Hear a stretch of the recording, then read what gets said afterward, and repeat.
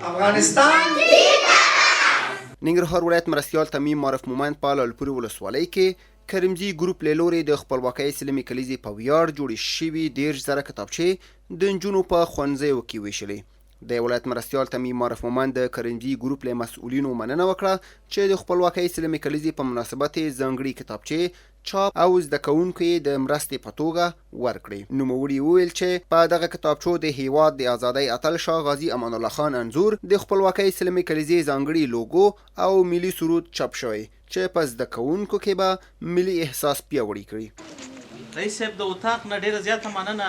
کور ودان او په یو خاص احساس غواړي د پوهنې په برخه کې همیشه همکاري وکړي.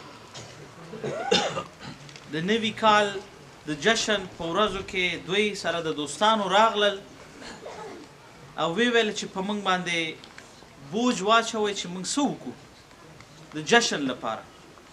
یعنې دا دوی احساس او بالاخره پریکړه دا وشوله چې موږ به د معرف لپاره د قرطاسي د برابرولو امکانات برابرو او هغه دوی وکړه. د 915 مکاتبو لپاره د خویندو لپاره دوی قرطاسي آماده کړې ده او نن د هغې یوه برخه تاسو ته دلته دغه ګلالیو ماشومانو ته به ورکړل شي. هغه زده کوونکو ته سپارښتنه وکړه چې په خپلو درسونو کې کوښښ وکړي او وخت بې ځایه تیر نه کړي. ننګرهار ولایت مرستیال همداراز د پوهنې مدیر ته په نورو ښوونځیو کې هم د کتابچو د ویش او په ښوونځیو کې د درسي بهیر په لاښه کېده د اجرااتو سپارښتنې وکړي. د کتابچو د ویش پر مهال د پوهنې رئیس حسیب الله شینواري، د کرمزي ګروپ مسؤلینو او نورو شتون درلود.